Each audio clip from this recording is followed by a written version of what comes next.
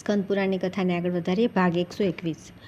સોમના પુત્રોના નામ વર્ચા અને બુધ છે. ઘરના હુત, હવ્યવહ અને દ્રવિણ આ 3 પુત્ર થયા. અનલના અનેક પુત્ર થયા. તે બધા અગ્નિ જેવા ગુણ ધરાવતા હતા. અનિલના 2 પુત્ર થયા, મનોજવ અને અવિજ્ઞાતગતિ. પ્રત્યુષના પુત્ર યોગી દેવલ થયા. બૃહસ્પતિની બહેન બ્રહ્મવાદિની 8મા વસુ પ્રભાસની પત્ની થઈ. એના પુત્ર શિલ્પકર્મ કરનાર પ્રજાપતિ વિશ્વકર્મા થયા. મન અનુમનના પ્રાણ, નર, પાન, નેમિ, યમ, નૃપ, હંસ, નારાયણ, વિભુ તથા પ્રભુ આ 12 સાધ્ય દેવતા કહેવાય છે. હવે કશ્યપના સંતાનોનું વર્ણન કરું છું. અંશ, ધાતા, ભવ, ત્રષ્ટા, મિત્ર, વરુણ, અર્યમા, વિવસ્વાન, સવિતા, પૂષા, અંશુમાન તથા વિષ્ણુ આ સહસ્ર કિરણોવાળા 12 અદિતિના પુત્રો છે. આજેપદ, અહિર્બુંધ્ય, વિરૂપાક્ષ, રૈવત, હર, બહુરૂપ, ત્ર્યંબક, સવિત્ર, જયંત, પિનાકી તથા અપરાજિત આ 11 રુદ્રગણ છે, જે અસંખ્ય રુદ્રગણોના સ્વામી છે.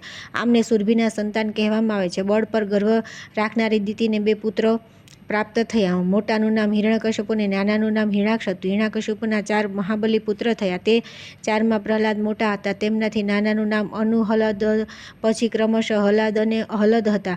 હલદને 2 પુત્ર થયા, સુંદ અને ઉપસુંદ. હલાદને એક જ પુત્ર થયો, જે મુક નામે પ્રસિદ્ધ હતો. સુનંદનો પુત્ર મારીચ હતો, જે તાડકાના ગર્ભથી ઉત્પન્ન થયો હતો. તેને શ્રીરામચંદ્રજીએ દંડકારણ્યમાં મારી નાખ્યો. મુક પણ સવ્યસાચી અર્જુન દ્વારા કિરાત પ્રદેશમાં મરાઈ ગયો. સહલાદના કુળમાં નિવાત કવચ નામના દૈત્યો ઉત્પન્ન થયા. તેમની સંખ્યા 3 કરોડ હોવાનું મનાય છે. તે બધા અર્જુન દ્વારા મરાઈ ગયા. ગવેષ્ઠી, કાલનેમી, જંભ, બલવલ, શંભુ તથા વિરોચન આ પ્રહલાદના પુત્ર છે. શંભુને 2 પુત્ર થયા, ધેનુક અને સોમલોમા. વિરોચનને એક જ પ્રતાપી પુત્ર બલિ થાય. હિરણાક્ષને 5 પુત્ર થયા, જે બહુ પરાક્રમી હતા.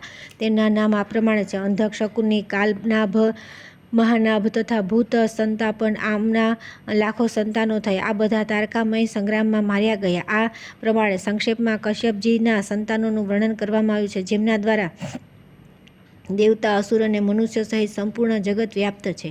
ત્યાર પછી આવે છે ચંદ્રમા દ્વારા પ્રભાસ ક્ષેત્રમાં શિવની આરાધના, વરદાન પ્રાપ્તિ, સોમનાથના મંદિરનું નિર્માણ તથા બ્રાહ્મણોને તેમની આરાધનામાં લગાવવા. દેવી પાર્વતીએ પૂછ્યું કે જગદીશ્વર પ્રભાસ ક્ષેત્રમાં કયા સમયે સોમનાથ લિંગની સ્થાપના થઈ? રોહિણી વલ્લભ ચંદ્રમાએ કૃતાર્થ થઈને કઈ રીતે તેમની આરાધના કરી? મહાદેવજીએ કહ્યું કે પ્રિય, વૈવસ્વ મન્વંતરના 10મા ત્રેતાયુગમાં દુર્વાસા સહિત ચંદ્રદેવ ઉત્પન્ન થયા. તે સમયે ચંદ્રમાએ હજારો વર્ષો સુધી તપસ્યા કરી ભગવાન શંકરના પ્રત્યક્ષ દર્શન કર્યા અને લોક કરતા બ્રહ્માજી દ્વારા શિવલિંગની સ્થાપના કરાવી. ત્યાર પછી ફરી હજારો વર્ષ સુધી મુજે શંકરની આરાધના કરી. વિધિપૂર્વક મારી પૂજા કર્યા પછી પોતાના કાર્યો અને મનોરથોની સિદ્ધિ માટે નિશાનાથે મારું સ્તવન કર્યું. ચંદ્રમા બોલ્યા કે શિવ સમાન બીજો કોઈ દેવતા નથી. રણભૂમિમાં શિવજી સમાન કોઈ રક્ષક નથી. સંસારમાં શિવજી જેવો શરણાગત વત્સલ નથી તથા શિવ સમાન બીજી કોઈ ગતિ નથી. સંખ્યાવાદીઓ જેમનું પરમ પ્રધાન અને પરમ પુરુષ રૂપે ચિંતન કરે છે, તે જ્ઞેય સ્વરૂપ સદાશિવને નમસ્કાર છે. વિદ્વાન પુરુષ જેમના દેવતા, અસુર અને મનુષ્યોની સૃષ્ટિ તથા સંહારનું કારણ માને છે, તે સર્વાત્માને નમસ્કાર છે. જે અવિનાશી, અનાદિ, અનંત, નિત્ય, સનાતન, ધ્રુવ, કાલાતીત તથા પરબ્રહ્મ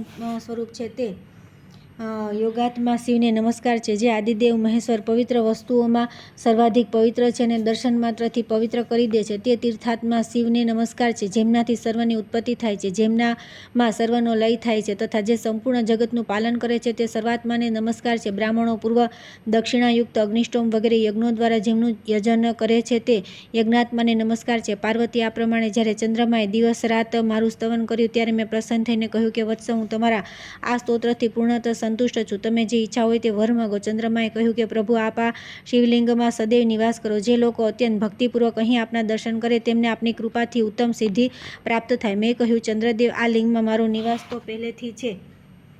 હવે તમારી નિરંતર ભક્તિના કારણે હું આમાં વિશેષ રૂપે ઉમા સહિત નિવાસ કરીશ. આ ક્ષેત્રમાં મારા પ્રસાદથી તમે પોતાની પ્રભા પ્રાપ્ત કરી છે. આ કારણે આ ક્ષેત્રનું નામ પ્રભાસ થશે.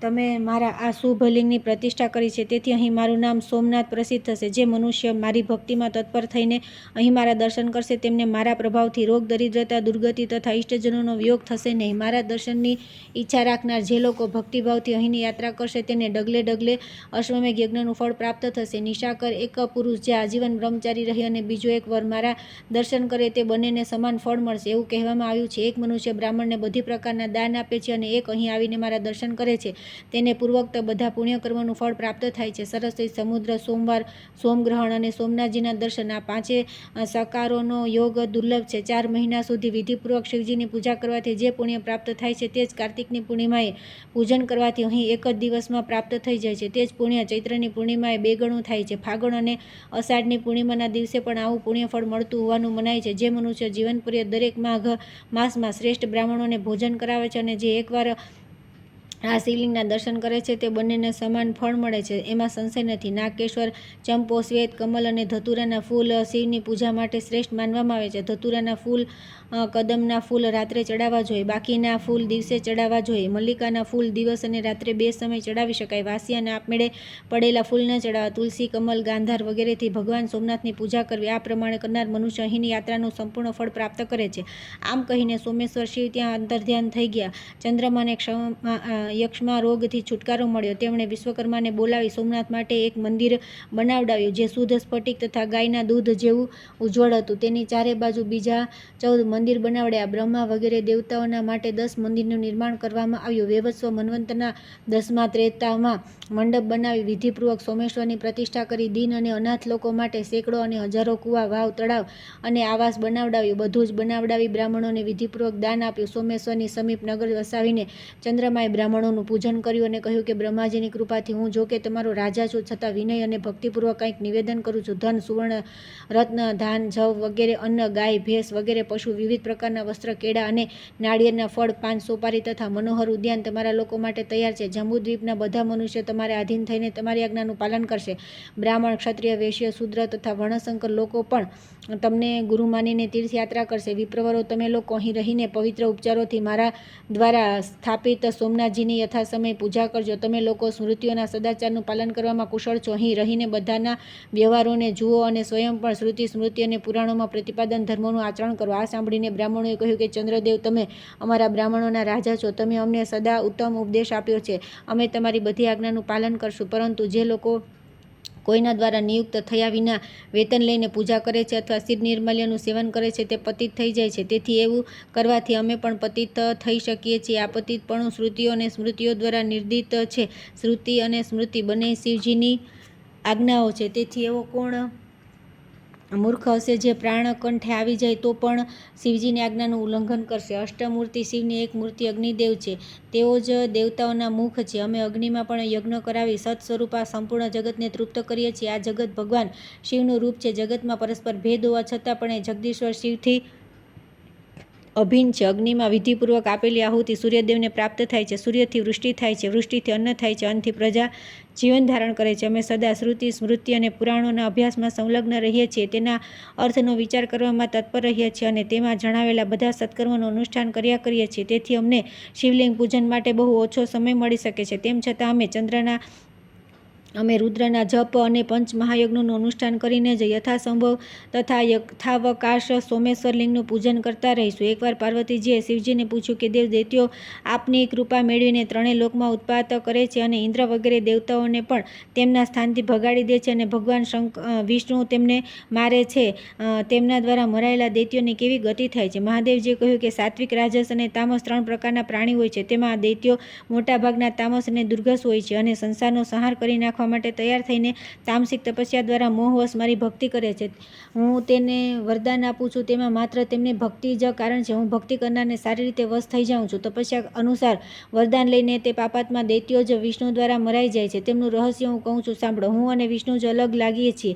તેમાં ગુણ, ભાગ, કારણ, વાસ્તવમાં અમે અભિન્ન છીએ. અમારામાં આરાધ્ય અને આરાધક વગેરે ભેદ પણ સામાન્ય જ છે. હું તો તેમનો આરાધ્ય છું અને તે મારા શ્રી વિષ્ણુના ચરણના અગ્રભાગથી નીકળેલી ગંગાજીને હું ભક્તિપૂર્વક મસ્તક પર ધારણ કરું છું. 3 લોકની રક્ષા માટે ઉદ્યત થયેલા વિષ્ણુએ પણ દીર્ઘકાળ સુધી મારી ઉપાસના કરી દુષ્ટ દૈત્યોનો સંહાર કરનારું ચક્ર પ્રાપ્ત કર્યું છે. ત્રિભુવનની ઉત્પત્તિના કારણભૂત શ્રીહરિની હું ભક્તિપૂર્વક આરાધના કરું છું. એ જ પ્રમાણે શ્રીહરિ પણ મારી આજ્ઞા શિરોધાર્ય કરી અજન્મા હોવા છતાં પણ જન્મ લઈને સંપૂર્ણ જગતની રક્ષા કરે છે. હિરણ્યકશિપુ દૈત્યોનો વધ કરવા માટે નૃસિંહ શરીર ધારણ કરનારા શ્રીહરિને મેં જ શાંત કર્યા. એ જ પ્રમાણે બાણાસુરની રક્ષા માટે ત્રિશૂળ ઉપાડનારા શંકરને મનુષ્ય અવતાર હોવા છતાં પણ શ્રીહરિએ લીલાપૂર્વક મને સ્તબ્ધ કરી દીધો હતો. મારો મારો મહિમા અને પ્રભાવને વધારતા રહીને મારા પ્રભુ ભગવાન વિષ્ણુ નિત્ય મારી સેવા કરે છે તથા હું પણ અનાદિ અનંત પરમાત્મા શ્રીહરિનું ધ્યાન યોગ અને સમાધિમાં ચિંતન કરું છું. આ પ્રમાણે તેમનો અને મારો ભેદ વાસ્તવિક નથી. મૂઢ મનુષ્યો જ અમારા બંનેના ભેદ અને ઓછા વધારે પ્રભાવનો આરોપ કરે છે. હું જ વિષ્ણુ રૂપ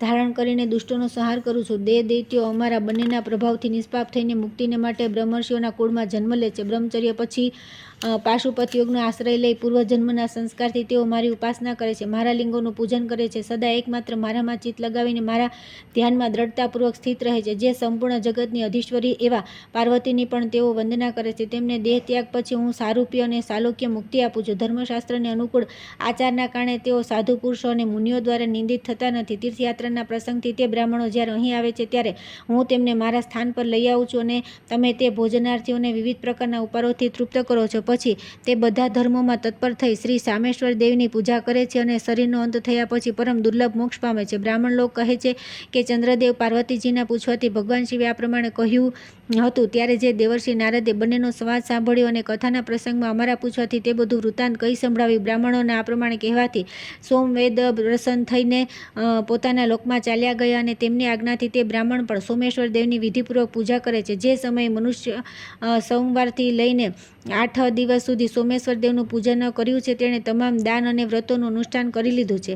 ત્યાર પછી આવે છે સોમવાર વ્રતની વિધિ અને મહિમા. ગંધર્વસેનની રોગ નિવૃત્તિ. મહાદેવજી કહે છે કે પાર્વતી કૈલાસની ઉત્તરે નિષદ પર્વતના શિખર પર સ્વયંપ્રભા નામે એક વિશાળ પુરી છે. તેમાં ધનવાહન નામના એક ગંધર્વરાજ રહેતા હતા. તેમની સ્ત્રી બહુ મનોહર હતી. તેની સાથે રહીને તેઓ ત્યાં દિવ્ય ભોગોનો ઉપભોગ કરતા હતા. તેમને 8 પુત્ર હતા અને તે પછી એક કન્યા થઈ જેનું નામ ગંધર્વસેના હતું. તે પિતાની આજ્ઞાથી અનેક કન્યાઓ સાથે વિવિધ પ્રકારના વૃક્ષો, લતાઓ, ફળ, ફૂલોથી સુંદર ઉદ્યાનમાં રમ્યા કરતા હતા. એક દિવસ રમી રહેલી તે કન્યાને જોઈને તેની માતાએ પિતાને કહ્યું કે સ્વામીન, બંધુ બાંધવો સહિત તમારું અને મારું જીવન પણ વ્યર્થ છે. જેના ઘરમાં આટલી મોટી કન્યા લગ્ન કર્યા વિનાની છે. પત્નીના આ પ્રમાણે કહેવાથી ગંધર્વરાજે કહ્યું કે દેવી, હું પુત્રી માટે સુંદર વરની શોધ કરું છું. આમ કહીને ધનવાહને પુત્રીને બોલાવી. માતા પિતાના બોલાવાથી ગંધર્વસેના તરત ત્યાં આવી અને તેમના ચરણોમાં પ્રણામ કરીને બોલે કે પિતાજી, શી આજ્ઞા છે? ધનવાહને પ્રસન્ન થઈને કહ્યું કે બેટી, તને જો કોઈ વર પસંદ હોય તો તે અમને જણાવ, હું તેની સાથે તારા લગ્ન કરાવી દઈશ. પિતાના પ્રમાણે કહેવાથી કન્યાએ કહ્યું કે શું ત્રણેય લોકમાં મારા રૂપના અંશની પણ બરાબરી કરનાર કોઈ છે? તેની આ અદ્ભુત વાત સાંભળી માતા પિતા ભોઠા પડી ગયા અને આપસમાં બોલ્યા કે આ પુત્રી યોગ્ય વાત નથી કરી. ગંધર્વસેના તો વિશાળ બગીચામાં પૂર્વવત રમવા લાગી. વસંત ઋતુનો સમય હતો. ઝૂલા પર ઝૂલી રહી હતી. તે સમયે ગણનાયક શિખંડી દિવ્ય વિમાન પર બેસીને ત્યાં આવી નીકળ્યો. તેણે વિમાનમાંથી તે કન્યાને જોઈ અને મધ્યાહનનો સમય હતો. તે વિમાનમાંથી ઉતર્યો અને તે ઉદ્યાનમાં રોકાઈ ગયો. તે સમયે તેણે ગંધર્વ કન્યાના મુખેથી આ વચન સાંભળ્યું: સંસારના કોઈ દેવતા કે દાનવ મારા રૂપના કરોડોના અંશના બરાબર નથી. ત્યારે ગણનાયકે અહંકારથી ભરેલી આ કન્યાને શાપ આપી દીધો: તમે રૂપના અભિમાનમાં ગંધર્વો અને દેવતાઓનો તિરસ્કાર કર્યો છે, તેથી તમારા શરીરમાં કોઢ થઈ જશે. આ શાપ સાંભળીને તે કન્યા ભયભીત થઈ ગઈ અને સાષ્ટાંગ પ્રણામ કરી દયાની ભીખ માગવા લાગી. તેના વિનયથી ગણનાયકે દયા આવી અને તેણે કહ્યું કે તારા ગર્વનું ફળ છે, માટે ક્યારેય ગર્વ કરવો ન જોઈએ. હિમાલયના વનમાં ગોશૃંગ નામના એક શ્રેષ્ઠ મુનિ રહે છે, તેઓ તમારો ઉપકાર કરશે. આમ કહીને ગણનાયક ચાલ્યો ગયો. ગંધર્વસેના તે સુંદર વનને છોડી પિતા પાસે આવીને કુષ્ઠ થવાનું કારણ કહી સંભળાવ્યું. સાંભળીને માતા પિતા સંતપ્ત થઈ ગયા અને પુત્રીને સાથે લઈ તરત હિમાલય પર્વત પર આવ્યા.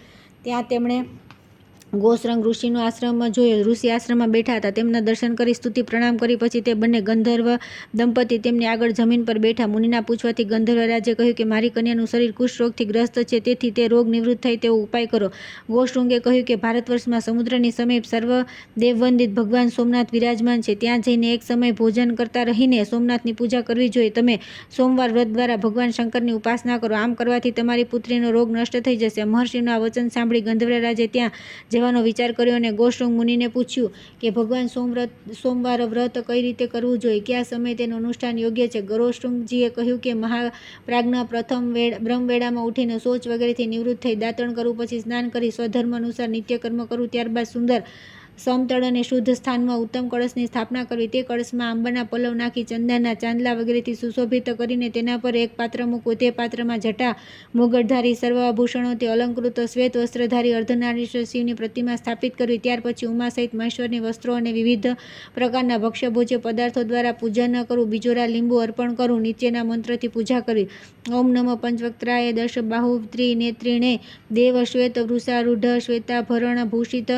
ઉમા દેહર્ષ પ્રકાશયુક્ત નમસ્તે સર્વમૂર્તયે. હે મહાદેવ, તમે શ્વેત વૃષભ પર આરૂઢ, શ્વેત આભૂષણોથી અલંકૃત તથા અર્ધનારીશ્વર સ્વરૂપે વિરાજેલા છો. તમારા 5 મુખ છે, 10 ભુજાઓ છે તથા દરેક મુખ સાથે 3 નેત્ર છે. આપને નમસ્કાર છે. આપ સર્વ સ્વરૂપ છો. આપને નમસ્કાર છે. આ જ મંત્રથી પૂજન અને સ્તુતિ કરીને રાત્રે ભોજન કરવું. સોમનાથ મહાદેવજીનું ધ્યાન કરીને દર્ભની સાદડી પર સૂઈ જવું. આમ કરવાથી 18 પ્રકારના કુષ્ઠ રોગોનો નાશ થાય છે. બીજા સોમવારે કાણજીનું દાતણ કરવું અને જ્યેષ્ઠા શક્તિથી સંયુક્ત શિવનું કમળના ફૂલોથી પૂજન કરીને વિધિપૂર્વક મધુર ભોજન કરવું. ભગવાનને નારંગી અર્પણ કરવી. બાકીની બધી વિધિ પૂર્વવત કરવી. બીજા સોમવારે આમ કરવાથી લાખ ગૌદાનનું ફળ પ્રાપ્ત થાય છે. ત્રીજા સોમવારે અપામાર્ગ અધેડાનું દાતણ કરીને શિવજીનું પૂજન કરવું. દાડમના ફળનો ભોગ ધરવો અને ચમેલીના ફૂલોની પૂજા કરવી. રાત્રે હલકું ભોજન કરવું. તે દિવસે સિદ્ધિ નામની શક્તિ અને શિવની પૂજા કરવી જોઈએ. ચોથા સોમવારે ઉમરડાનું દાતણ કરવાનું વિધાન છે. તે દિવસે સોમા સહિત ગૌરીપતિની પૂજા કરવી. નાળિયેરનું ફળ અર્પણ કરવું અને દવન સુગંધિત છોડના પાનથી પૂજા કરવી. રાત્રે સાકરનો પ્રસાદ લઈ જાગરણ કરવું. પાંચમા સોમવારે વિભૂતિ સહિત ગણેશ્વરની કુંદના ફૂલથી પૂજા કરવી. પીપળાનું દાતણ કરવું અને કિસમિસ દ્રાક્ષ સાથે અર્ધ્ય આપવું. રાત્રે સફેદ મકાઈનું ભોજન કરવું. આમ કરવાથી અશ્વમેઘ યજ્ઞનું ફળ પ્રાપ્ત થાય છે. છઠ્ઠા સોમવારે ભદ્રા સહિત સ્વરૂપા નામના શિવનું પૂજન કરવું. ચમેલીનું દાતણ કરવું અને ધતુરાના ફૂલથી અર્ધ્ય આપવો. તે દિવસે બેલાના પુષ્પથી ભક્તિપૂર્વક પૂજન કરવું જોઈએ. રાત્રે કપૂરનું ભોજન કરવું. સાતમા સોમવારે બેલાનું દાતણ કરવું અને દીપ્તા શક્તિ સાથે સર્વજ્ઞ શિવની પૂજા કરવી. જંભીરી લીંબુનું ફળ અર્પણ કરવું અને ચમેલીના ફૂલોથી પૂજા કરવી. રાત્રે લવિંગ ખાવા. આમ કરવાથી અનંત ફળની પ્રાપ્તિ થાય છે. આઠમા સોમવારે કેળાનું ફળ અને મરુઆના ફૂલોથી અમોઘા શક્તિ સહિત જગદીશ્વર શિવનું પૂજન કરવું. રાત્રે દૂધ પીવું. આમ કરવાથી અગ્નિષ્ટોમ યજ્ઞનું ફળ પ્રાપ્ત થાય છે. અનેક વાર ગંગા સ્નાન કરવાથી અને સૂર્યગ્રહણ સમયે કુરુક્ષેત્રમાં વેદવેતા બ્રાહ્મણને 10,000 સોના મહોરોનું દાન કરવાથી જે ફળની પ્રાપ્તિ થાય છે તે જ સોમવારનું વ્રત કરવાથી કોટિગણું થઈને મળે છે. નવમો સોમવાર આવે ત્યારે વ્રતનું ઉદ્યાપન કરવું.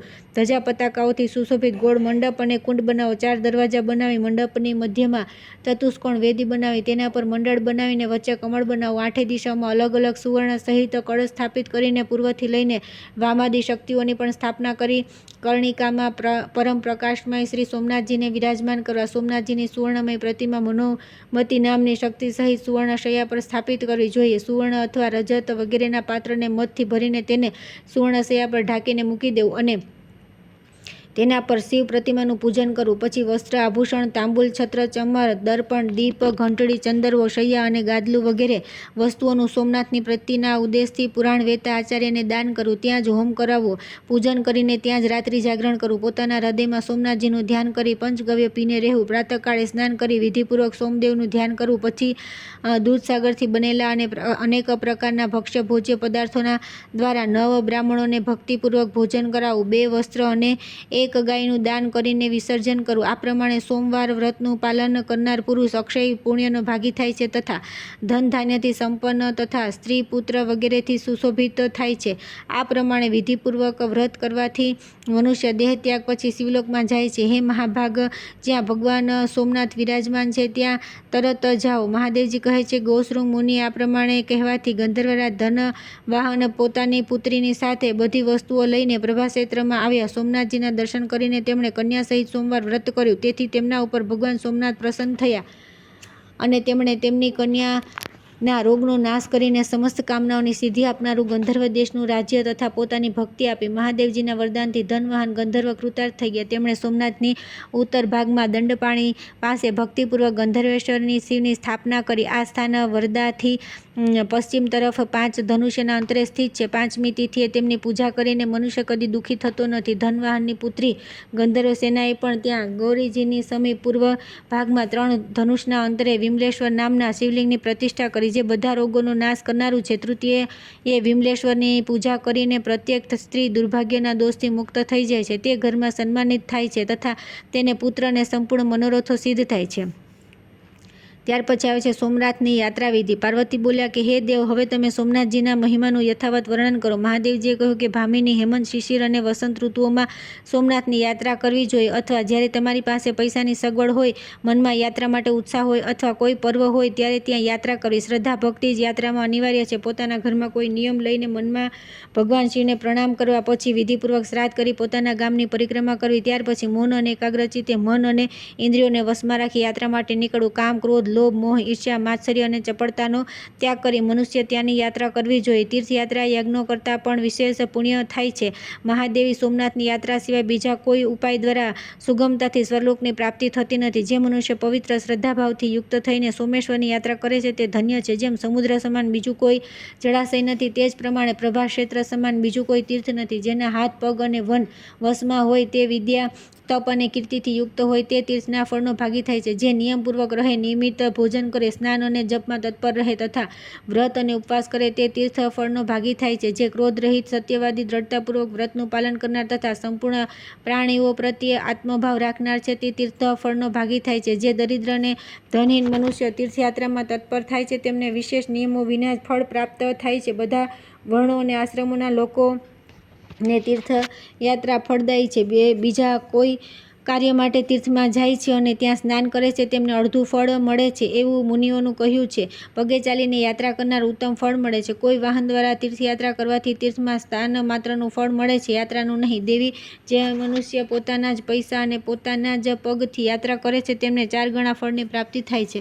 છત્રી વિના અને પગરખાં પહેર્યા વિના ભિક્ષાન્ન, ભોજન અને ઇન્દ્રિય સંયમપૂર્વક તીર્થયાત્રા કરનાર બ્રાહ્મણ ભયંકર પાપોથી મુક્ત થઈ જાય છે. ઇન્દ્રિયોને વશ રાખીને ભિક્ષાન્ન ભોજનથી કરીને એ તીર્થયાત્રા કરનાર 10 ગણું ફળ મળે છે. દાન ન લેનાર મનુષ્યની યાત્રા પણ 10 ગણી પુણ્યદાયી થાય છે. બ્રાહ્મણ લોભ ક્ષેત્રમાં દાનની રુચિ રાખે છે, તે દૂષિત માનવાળા માટે ન તો આ લોક સુખદ છે, ન પરલોક. જો શૂદ્ર બ્રાહ્મણના વેશમાં તીર્થમાં દાન ગ્રહણ કરે છે, તો તે તત્કાળ તૃણ અને કાષ્ટની જેમ ભસ્મ થઈ જાય છે, નરકમાં પડે છે. તેથી બીજાની તો વાત જ નથી. બ્રાહ્મણોએ પણ દાન ન લેવું જોઈએ. તીર્થ 2 પ્રકારના હોય છે, કૃત અને અકૃત. જે યાત્રાળુ પોતાના ધન અને પગથી યાત્રા કરે છે અને પોતાના હૃદયમાં ઉત્તમ ભાવ રાખે છે, તેને આ 2 પ્રકારના તીર્થોનું ફળ મળે છે. જે મનુષ્ય બીજાના અન્નથી જીવિકા ચલાવવાની યાત્રા કરે છે, તેને તીર્થયાત્રાનું 16મા ભાગનું પુણ્ય મળે છે.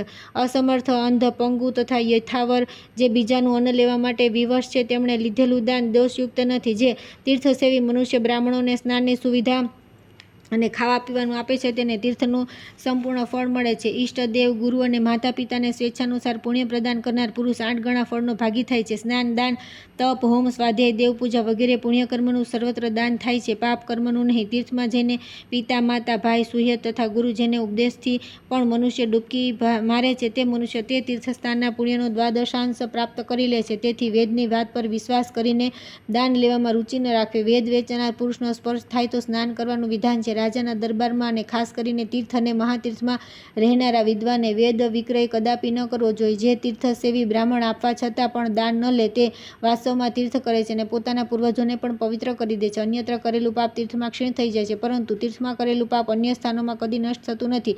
તીર્થ સેવન કરનાર જે બ્રાહ્મણ અત્યંત દુઃખી થવા છતાં પણ કોઈની પાસે દાન લેતો નથી અને સત્ય બોલે છે, ચિત્તવૃત્તિઓને રોકીને ધ્યાનસ્થ રહે છે, તેના માટે તીર્થ ઉપકારક થાય છે. સતયુગમાં પુષ્કર, ત્રેતામાં નૈમિષારણ્ય, દ્વાપરમાં કુરુક્ષેત્ર અને કળિયુગમાં પ્રભાક્ષેત્ર મુખ્ય માનવામાં આવે છે. એક મનુષ્ય સહસ્ત્ર યુગો સુધી એક પગ પર ઊભો રહીને તપસ્યા કરે છે અને બીજો માત્ર પ્રભાસ તીર્થની યાત્રા કરે છે.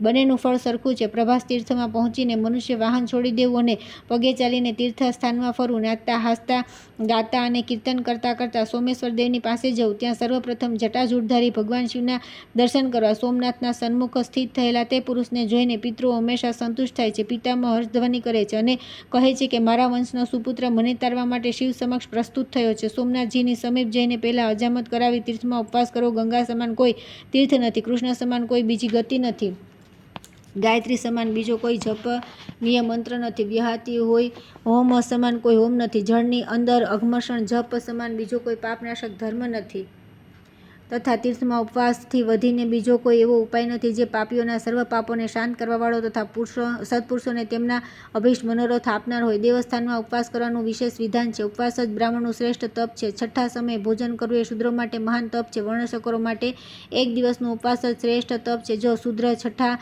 કાળથી વધારે ઉપવાસ કરે, અર્થાત તે 3 દિવસથી અધિક ઉપવાસ કરે, તો રાષ્ટ્રની હાનિ થાય છે તથા રાજાના માટે મહાન ઉપદ્રવનો સંકેત છે. શૂદ્રે દર્ભ ન ઉપાડવા, કપિલા ગાયનું દૂધ ન પીવું, પીપળના પાન પર ભોજન ન કરવું, ઓમકારનું ઉચ્ચારણ ન કરવું, યજ્ઞનો પૂરો રસ ન ખાય, યજ્ઞોપવિત ન પહેરવું અને વેદ ન વાંચવા. શૂદ્રના કર્મ દેવતાઓ વગેરે નમસ્કાર કરવા માત્રથી સિદ્ધ થઈ જાય છે. શૂદ્ર માટે મંત્રયુક્ત પ્રાર્થનાની જરૂર નથી. શૂદ્ર માટે જે કર્મોનો નિષેધ કરવામાં આવે છે તે કર્મ જો શૂદ્ર કરે તો તે પાપના પોતાના પિતૃઓની સાથે નરકમાં પડે છે. જેને પોતાની 11 ઇન્દ્રિયોને વશમાં કરી લીધી છે તેને જ તીર્થનું ફળ મળે છે. બીજા અજિતેન્દ્રિય મનુષ્યો માટે તીર્થમાં ક્લેશના ભાગી જ થાય છે. જે મનુષ્ય તીર્થમાં પિતૃઓનું શ્રાદ્ધ અને સ્નાન કરે છે તથા પ્રાણી માત્રના હિતમાં સંલગ્ન રહે છે ને તેને તીર્થનું સંપૂર્ણ ફળ મળે છે. જે પાખંડી, લોભી અને પરસ્ત્રી પરાયણ તીર્થયાત્રા કરે છે તે માત્ર પાપ જ કમાય છે. મહાદેવી આ પ્રમાણે સમજીને મનુષ્ય વિધિપૂર્વક તીર્થયાત્રા કરવી જોઈએ. પ્રથમ તીર્થમાં ઉપવાસ કરી શ્રદ્ધાયુક્ત થઈને દ્રઢતાપૂર્વક ઉત્તમ વ્રતનું પાલન કરે. બ્રાહ્મણ તે દિવસે ક્યાંય પણ બીજાનું અન્ન ન ખાવું જોઈએ. ભોજન આપનારને 100 ગણું ફળ મળે છે. તેથી વ્રતી, તીર્થયાત્રી અને